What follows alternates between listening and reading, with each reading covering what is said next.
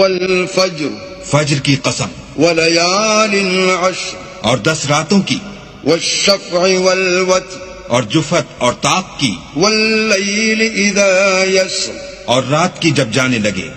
هل في ذلك قسم لذي حجر اور بے شک یہ چیزیں عقل مندوں کے نزدیک قسم کھانے کے لائق ہیں کہ کافروں کو ضرور عذاب ہوگا.